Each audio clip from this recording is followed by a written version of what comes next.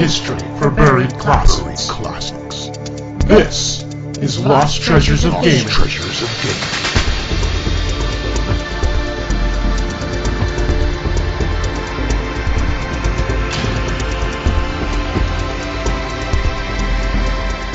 Welcome back to another edition of Lost Treasures of Gaming. I am one of your hosts, Sean Evans, otherwise known as Zion Tane. And I am one of your other hosts, Sid Bolton, otherwise known as Dirk the Daring. I'm also your gaming archaeologist on the OMG Hour. And Sid, what did you unearth this week? Well, you know, when we do Lost Treasures, a lot of times it's games that are from the 80s or, you know, much older games. But sometimes, you know, a Lost Treasure could just be something that was only out a few years ago, and such is the case of the game that we're going to be talking about today, which is something called Remember Me. And it's one of those games that I'm not sure too many people actually remember. So, you know, we wanted to get the creative director of the game on the show and talk to him about some of the amazing things that happened in this game. That's right. Of course, our guest this week is Jean-Maxim Moris, who, as you mentioned, is the creative director. He was one of the founders of Dontnod Entertainment, which created, and this, Remember Me was their first production, published by Capcom back in 2013, and it was, you know, it was a great game, but as he will mention on the upcoming interview, it was unfortunately released at a time where it was kind of sandwiched between big titles that, you know, were quite well-known franchises, so it kind of got lost in the shuffle.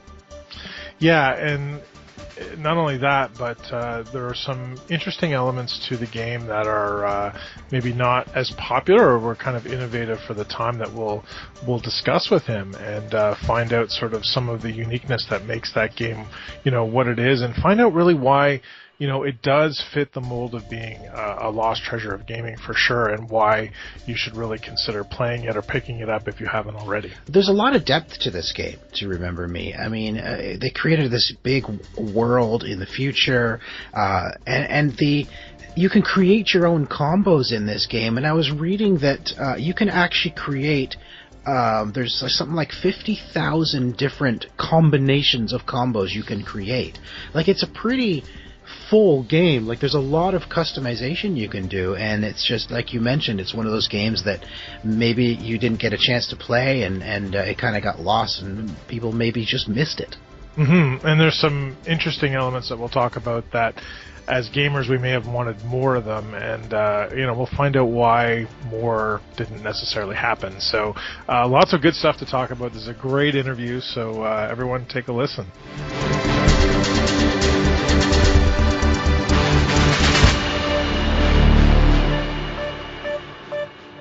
Jean-Maxime, thank you so much for joining Lost Treasures of Gaming today. It's a pleasure to have you on. Well, it's a pleasure for me too. Thank you. So we want to talk to you today mostly about Remember Me, but you know, before we jump into the game itself, why don't you give our listeners just a little bit of your own history in the gaming industry and kind of how you got started and where you've been throughout the years? Well, that's a long and a short story at the same time. I started 11 years ago at Ubisoft in China. So during my studies, I had interned at Ubisoft, and when came time to go and study abroad, I picked China and ended up working at Ubisoft Shanghai.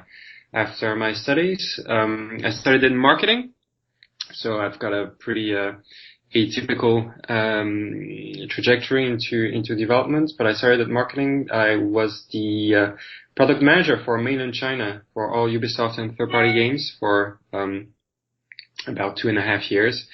Then I moved on to be an associate producer at Paris at the headquarters of Ubisoft, working on Haze for the PS3 with Free Radical, and then went on to create my own company with a few friends from back then, and that's what gave birth to Dontnod. And our first game, Remember Me, I left Dontnod end of 2014. That's actually a year almost to the date ago, and I am now working at IO Interactive in Copenhagen, Denmark. I have to ask you, I've always wondered, where the name Dontnod came from?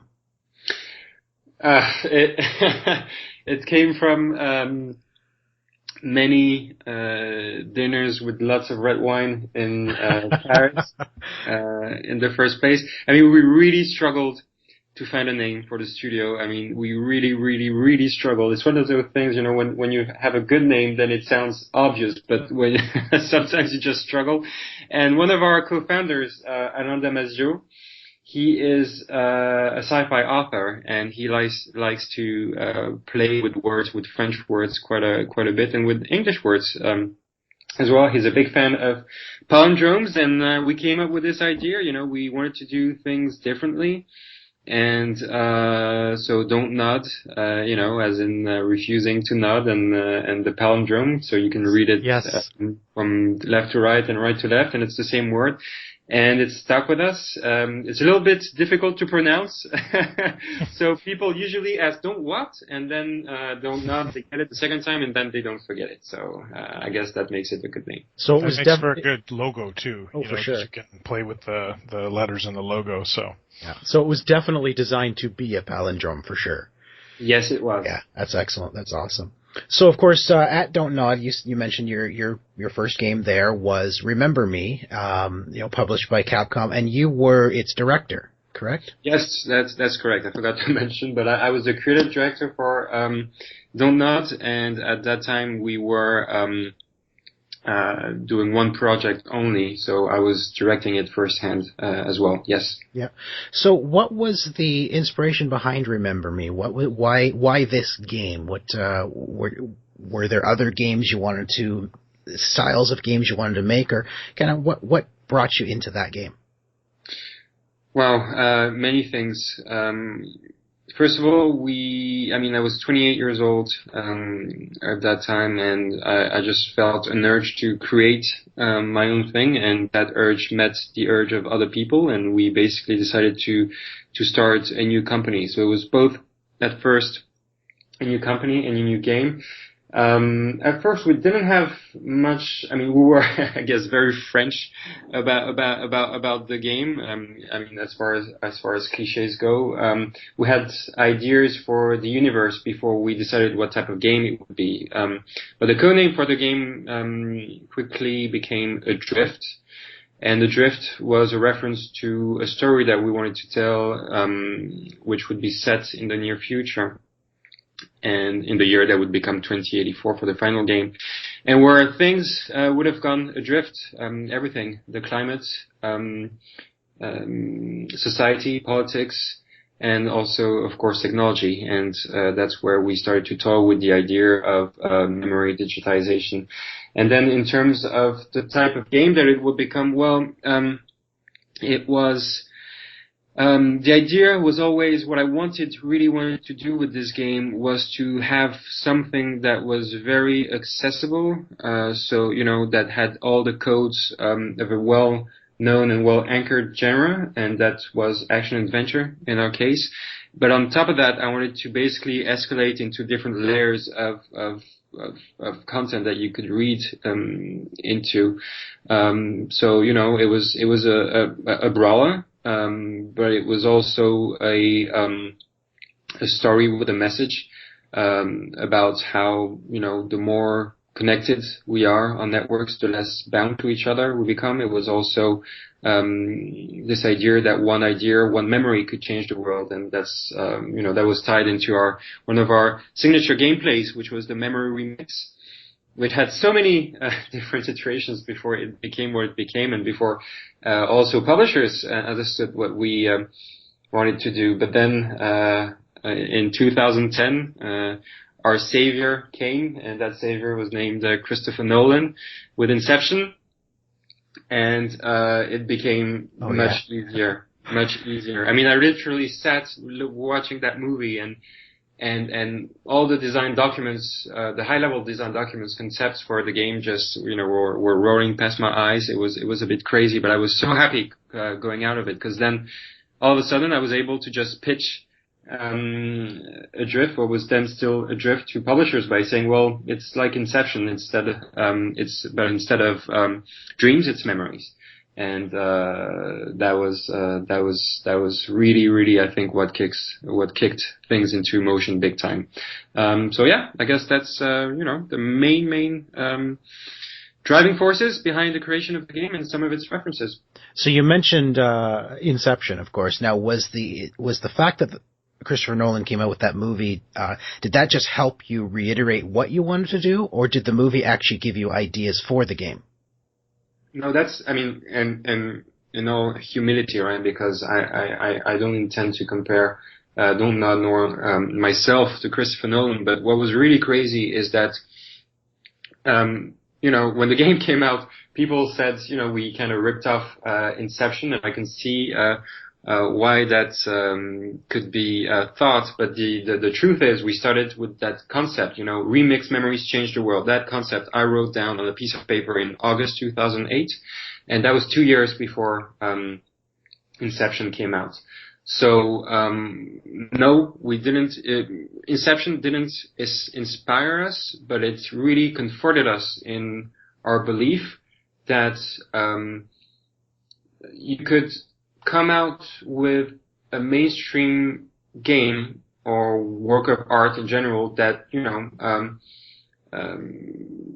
was a bit different and almost far-fetched, that people didn't necessarily get at first, but that was okay, because if it was good, then people would tag along for the ride. Oh, for sure. Yeah, and it's definitely one of those games where if you play it a second time, just like watching a movie that you didn't quite get the first time, you'll definitely look at the game from a different perspective, because I know there's a lot of things you don't learn essentially till the end of the game, and I'm not going to give those spoilers away for those that haven't played it, but knowing what I know now, because I finished the game, playing it a second time would be very interesting, because a lot of times games like this don't have any replay value, because by the time you're done, you don't really need to go back and play. But there's a couple things that are unique about the game from my perspective. I mean, your combat system uses these combos that, people can set up on their own. And I know I didn't really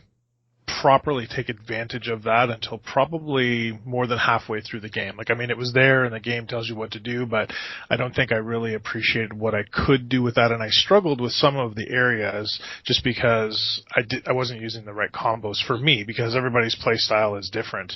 And certainly the memory mixing element is very, very unique, and I think the biggest complaint I've ever read about it, and could probably say for myself, is that I wish there was more of them, in the game, because that was really an awesome, unique experience. The other thing that I don't know if anyone else has ever commented on in a review, I haven't seen it, but the thing that struck me really as interesting about this game is how the environment is so full of stuff, we've played so many games where these are, it's a really easy writing mechanic to say it's a post-apocalyptic world where everything is gone and the world's been destroyed and you're the only person left, and that's why there's not 50 million people walking around, and that's why there's nothing in the streets. But in your game, you really feel like everything's there. It's almost like there has been decades and decades of accumulation of things in the world, and you've done an amazing job in the game of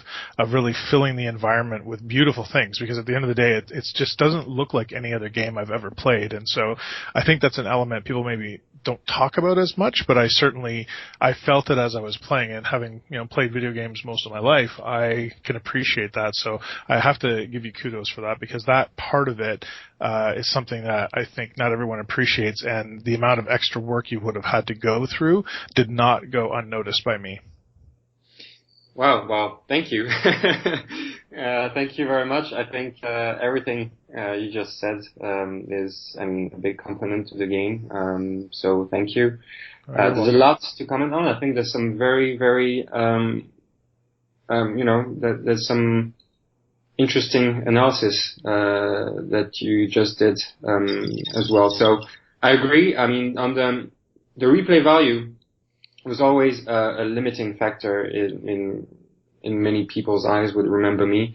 It was our first game. We started the studio, it was just 5 people, and we managed to, at some point, launch the game, but it was it didn't come with all the replay features that you might have wanted from a game like that in 2013. But yes, you're absolutely right. I think replaying it gives you a completely different take on events, a different perspective on things. So I definitely see value in that. It's funny that your comments about how the level of attention that went into the level of details that went into the environments, for which I have to give big kudos to the art team. Remember Me, led by my friend Alexis Briclot. They did an amazing job, and it was a linear game, but at the same time, if you didn't run through it like we often do with action-adventure games, there were so many things that you could stop and look at, and that would tell you their own story. So many things on the roofs, in the streets, along the canals, everywhere. And in a way, yes, it was linear, but if you walked slow enough, your imagination could travel many non-linear places.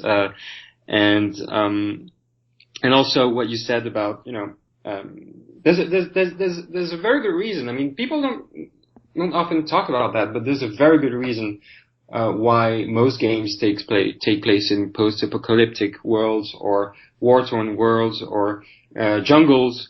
And as you said, it's because then you don't need to have hundreds of people walking around the streets to make it feel believable.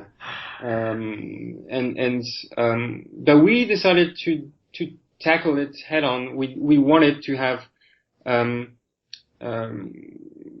that city of Neo Paris, and that came with compromises because, again, first game for a new studio, new team, and some of the compromises ended with the game feeling extremely linear, and I'm fully aware of that, but I don't regret it because I think all these decisions also led to it having a quite unique identity that I'm very proud of. As for the combat, well, if you didn't start using the combo system until half the game, that's entirely on me. That's my. So there's interesting things to be said about the combat. Well, half the people got it and thought it was incredibly deep and rewarding and fun to play. Half the people didn't get it and thought it was a repetitive and horrible experience. And that's basically, it's my fault for not teaching. Basically, I mean, it all comes down to one very simple mechanic. It was the dodge ability, knowing when to dodge and how to dodge. I'm not going to go into too much specifics, but basically there were constraints in our animation system and our design that made it so you could only dodge over your enemies and not away from them before continuing your combos. That confused many people.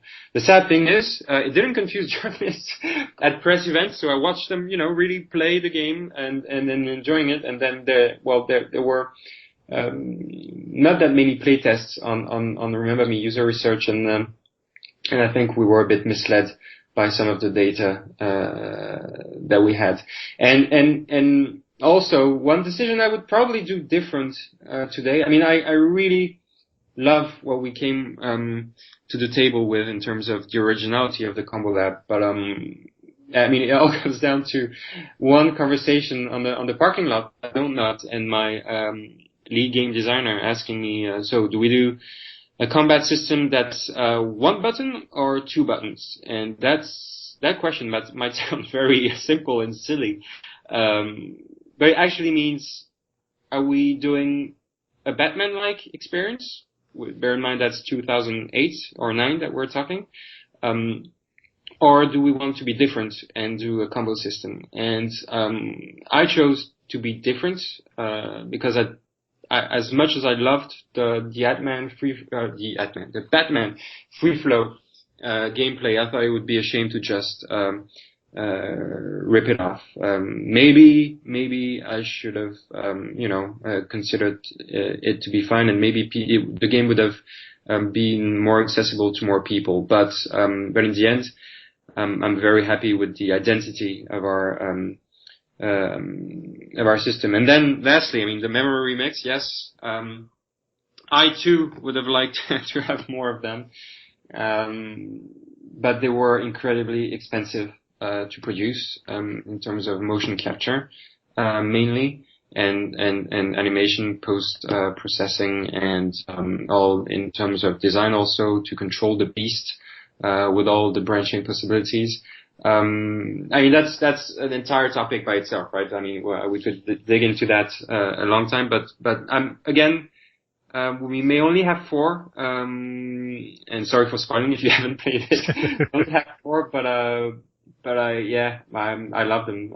I think they're great. So yeah, and I mean, they're the thing about them too, and I understand what you're saying about them being expensive, because I think in the hands of someone else, if someone else had that concept in the game, and I can talk about the concept without really spoiling anything, is essentially, you watch a sequence and then you can rewind it and change things, and the changes that you make then change everything else. But what's interesting is that you didn't just rewind it the way it was presented. You often had different camera angles for the same thing. And it's kind of like watching, if you remember that Star Trek episode where they kept repeating that segment of time over and over again until they finally made some changes to get, the Enterprise from not blowing up.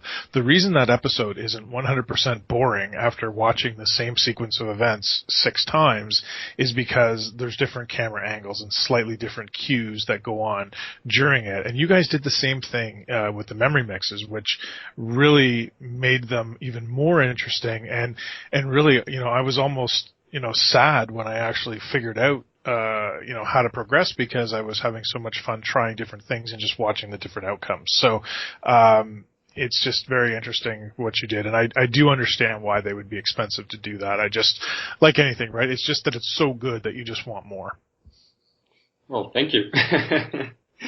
Thank you. And, yes, we try to make them, feel as unique and interesting in themselves as possible. Another thing that went into it, what was very dear to me, was the fact that all interactions, it was basically about diving into, as you said, someone's memory and fiddling with a few details, and then come back out and see the butterfly effect take over and change your opponent's or victim's perspective on the world. And as we were, you were to change details, and to basically, one thing that became very clear early in the design process was that it was interesting for people to create accidents. Like, creating nice outcomes, not as interesting as creating accidents. So that's where the concept of memory bugs also was found, where you can kill the person in their own memory, and then you have to start over because, well, you can't really remember that you're dead. That's a bit weird. And also made it so all the interactions that you had, as much as possible, I wanted them to be interactions that we all kind of fear when put in that situation in everyday life. So there's a sequence in hospital, right? And you get to switch the vial that is about to be injected into someone with a different vial, and I think that's something that we can all relate to. We've all, I mean, those of us that have been to hospital, if not, you're lucky, and I hope it continues this way. But when you're being administered a product and you don't know, you're kind of letting go of control because you have to trust someone, and then there's that little voice at the back of your head that says, well, what about if he or she messes it up? And same was, with the coffee cup in the car, basically spinning it over you and creating this kind of chain reaction. I mean, I won't go into too many details if you haven't played it, but that was also very much part of the process and what led to them being the way they are. Well, that actually almost sounds like the project you all moved on to after Remember Me with Life is Strange. Similar idea, right, with rewinding time. Was that Was that one of the inspirations behind? I don't want to go into Life is Strange too much, but was that mechanic something that led into Life is Strange naturally? Oh yeah, completely. I mean, it was the mechanic that led into Life is Strange. We, in a way, the memory remix survived. There were only 4 of them, but the mechanic lived on. So basically, we wanted to do more with that mechanic, and we also wanted to free ourselves of the constraints of being locked in someone's memory, which poses a certain number of narrative constraints. How does changing that single person's memory impact the world? Couldn't other people in front of her or him just tell him the truth? And things that we had to be very careful of, that we had to really make sure the narrative rope was very, very tight to support. Life is Strange allowed us. I mean, in a way, it went completely free, and I think that's a very good thing that happened to that mechanic. Yeah, for sure. So you mentioned something when you started talking about that there's only 4 of those, and it was just money and time constraint. And I'm curious if there's anything you can talk about that perhaps you wanted to get into the game that didn't make it into the game. So many things, right? The thing that ends up on the shelf back then is, of course, although I'm very proud of it, it's also the result in some ways of a long series of compromises. I would have liked. There were plans at some points to make the game more open, like an open world type well, idea? not open world a la GTA or the like, but some level of open worldness, if you will. Sure. And that was at a point in the project's lifespan where, or timeline where, there was a bit more time and budget down the line. I mean, Remember Me, it's safe to say, had a pretty troubled life to completion with the switches between publishers and times where we were back to being on our own. So I would definitely have liked the game to be a bit more open, and not GTA or anything like that. That would have been too much for us to bite. But something like the Batman series would have been really nice. Right. Something just like basically just a little less linear is what you mean, right? Yes. Yeah. Yes. No, exactly. More memory mixes, definitely. This might sound a bit gimmicky, but I wanted some challenge rooms for the game, like, again, in this case, pretty much like those in Batman, so you could basically, once you had completed the story, you could still have fun with the fight mechanics in some kind of escalation mode, and then the levels themselves, they were cut quite drastically. Characters had to go. There are characters. There were characters up until quite late in the production that are just absent from the final release. All of those things I would have liked to survive. But it's always the same. Creating would be nothing. Or would lead to sometimes, I think, not so good results if it were not for the constraints, because constraints make you prioritize and make you take decisions, and at the end of the day, they make you face choices that determine the identity of what it is that you're creating. Sure, and of course they also force you to perfect what it is you did put into the game.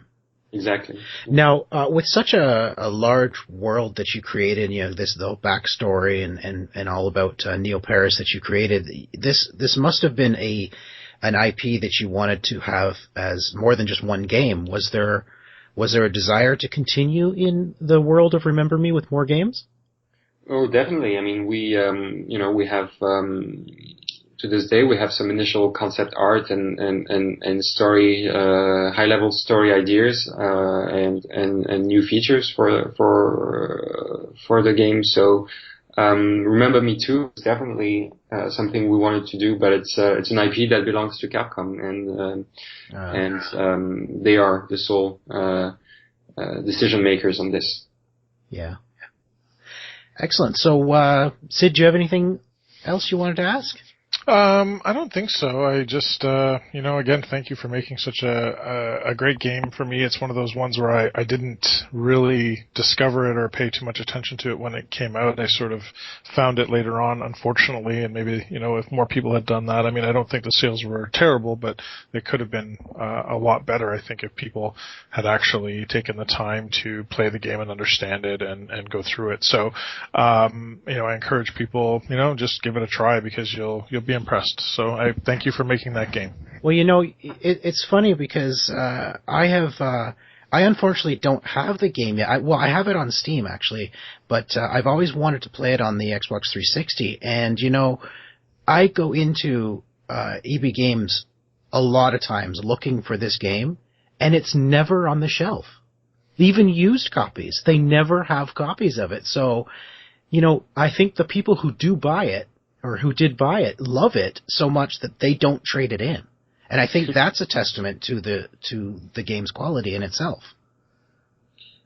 Well, yeah, that or there were not that many sold in the first place. I mean, as you said, the sales they were far from terrible. All in all, lifetime it's above 2 million copies, but that includes all the bundles and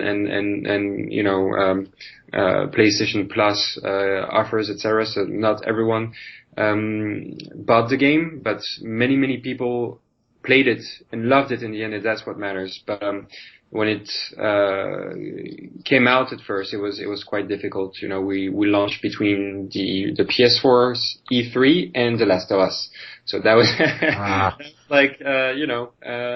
a pretty challenged time window. But I hope you find a copy. I mean, I arrived in Copenhagen a few months ago and went to the library in my neighborhood, and believe it or not, they had a copy on display there, and it was it was quite incredible in a library, in Denmark. So it was there, like presented in front of the rest of all the other games. That was pretty cool. That's great. That's awesome. Well, Jean-Maxime, thank you again for being on Lost Treasures of Gaming. I do want to send, I know you're not with Dontnod anymore, but I would like to send my congratulations to you on the nominations for the Game Awards for Life is Strange. That must feel great to see that being given some honor there. Yeah, well, thank you very much. It's an awesome game. I can't recommend to play it enough, and I'm very happy for the team. It's well deserved. Yeah, excellent. So again, thank you for being on the show. Do you want to let everybody know where they can get more information about you and your current company? Are you on Twitter? Can we follow you there? You can follow me on Twitter. My name is Jean-Maxim Moris, Moris, on Twitter. And yes, that's where you'll find all the latest information about me if you so desire. All right. And what is it you're currently working on? Can you talk about that? I am currently working on the new Hitman. And that's about as much as I will say. Fantastic. Yes. Can't tell you how excited I am for that. Well, that's very cool. Excellent. Thank you so much for being on the show. We really appreciate you taking the time out of your day to speak with us. Oh, I mean, you're very welcome. It was a pleasure for me. I like it when our interviewees have a lot to say.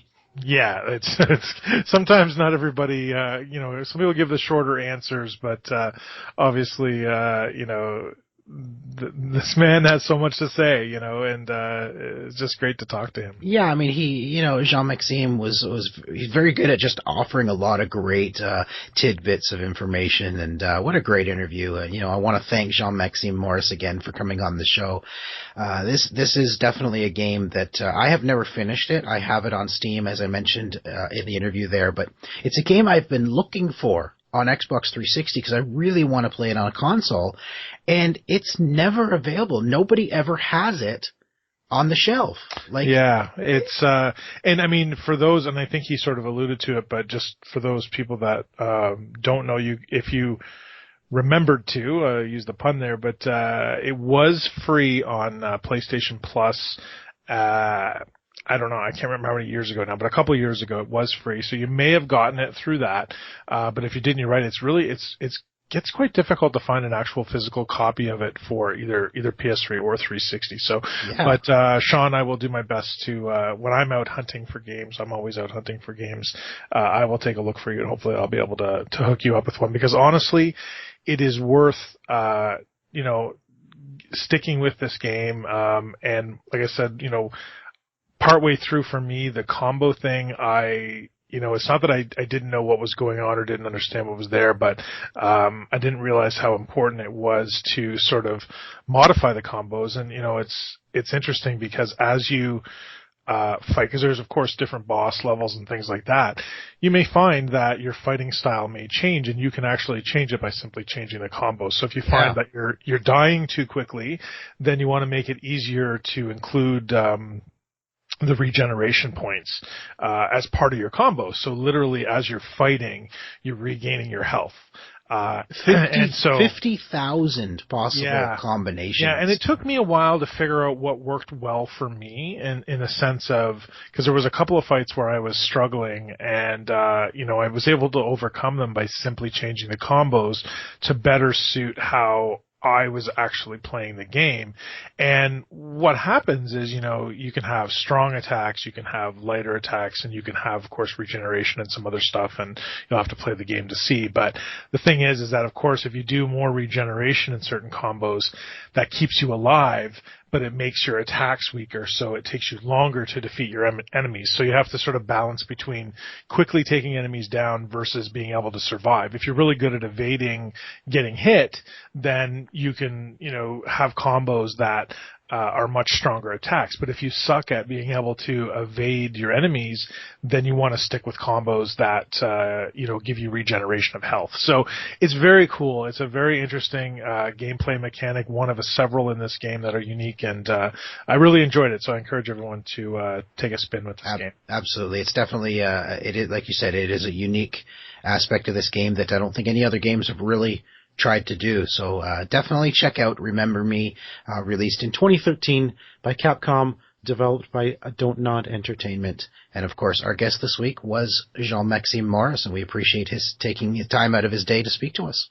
Mm-hmm. Yeah, we talked to him all the way in Denmark. That's right.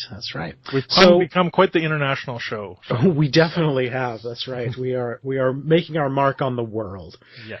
So thank you, everybody, for listening to this episode of Lost Treasures of Gaming. Of course, don't forget to visit gaminghistory101.com every Friday for a video of this very game that we feature on the show. You can follow this show on Twitter at Lost Treasures OG, and I can be found pretty much everywhere as Zientane. And if you're looking for me on Twitter, I'm at Sid Bolton, and that's Sid, of course, with a Y, just like Sydney, Australia.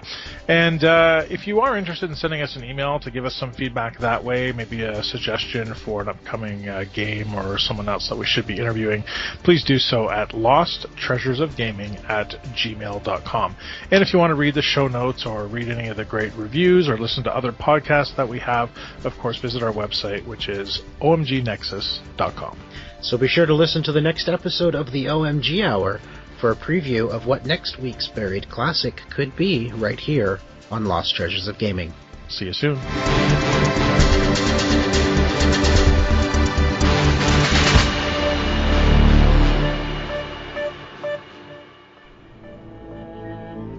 This has been an OMGNexus.com production.